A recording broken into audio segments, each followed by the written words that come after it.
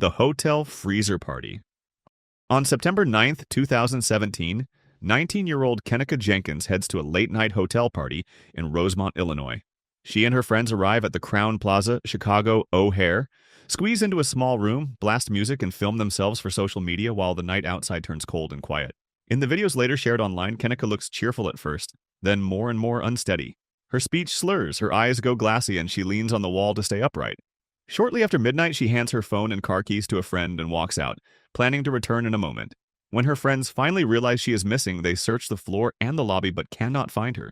In the early morning, her mother, Teresa Martin, arrives and begs hotel staff to check the surveillance cameras. She is told to wait for managers, for security, for police procedures. While people argue at the front desk, cameras show Kenika wandering alone through service corridors, bumping into railings and doors. On grainy footage, she staggers into an unused hotel kitchen with stainless steel tables and silent fridges. In the last images, she disappears toward a walk-in cooler and the inner freezer. No one follows her through that door, and no one checks that area for hours. When a hotel worker finally opens the freezer, frost coats the metal walls and the air feels like a blast of ice. On the floor lies Kenika, motionless. The medical examiner rules that she died from hypothermia, made worse by alcohol and a medication in her blood. A teenage girl has frozen to death in a locked hotel freezer only a short walk from a busy lobby, and a mother already downstairs asking for help. Snow Cave on Mount Hood.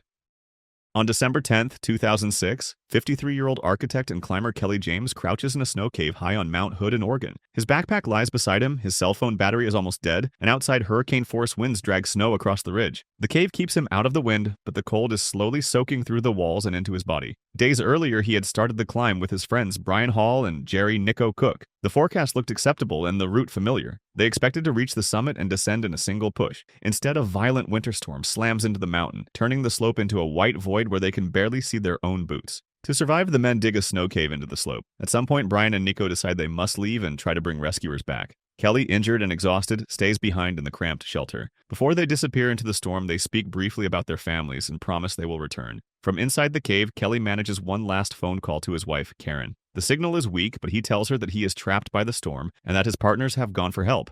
Soon, rescue teams and helicopters are fighting their way up the mountain, but each attempt is driven back by wind, ice, and new snow. Every hour in the cave drains more heat from Kelly's body. Almost a week after his call, a search team spots a small hollow in the snow about 300 feet below the summit. Inside, they find Kelly slumped against the icy wall. The autopsy confirms that he died from hypothermia. Brian and Nico are never found.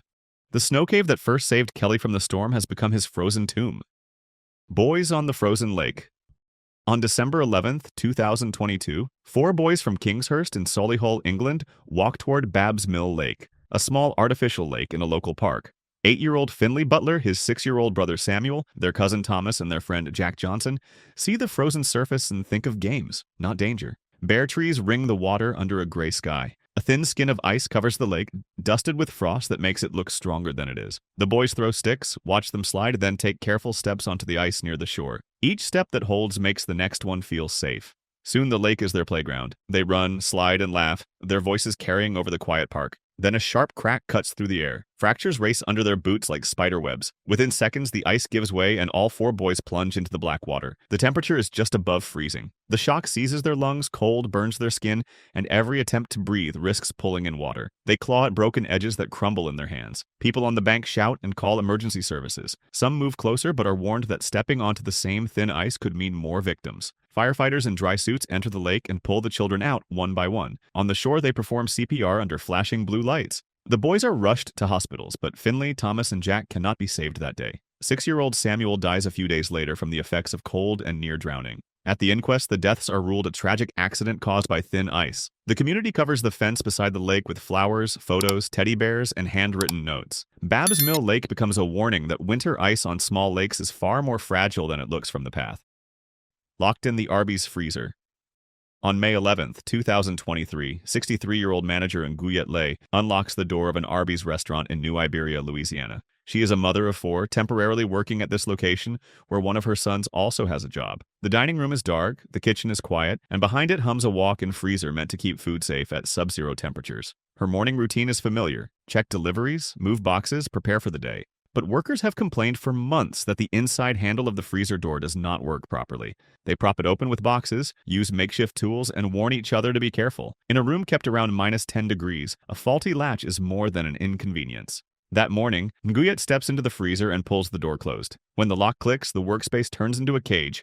The light is harsh, her breath forms small clouds, and steel racks line the walls. She tries the handle from the inside and realizes that it will not open. She shouts and pounds on the wall, but the restaurant is still closed. No grills are running, no staff are nearby, no one hears her. As minutes pass, her body starts to lose heat. Shivering and pain in her hands turn into numbness, confusion, and an overwhelming urge to sleep. Hours later, her son arrives for his shift and notices that the restaurant is still locked. He searches the lobby, the office, and the restrooms before opening the freezer door. Inside, he finds his mother lying on the floor. Paramedics can only confirm her death. The autopsy lists hypothermia as the cause. Her family later files a lawsuit accusing the company of ignoring warnings and safety rules. Whatever the courts decide, one fact stays the same. A freezer designed to protect food became an ice cell where a woman froze to death while simply trying to open her store for the day.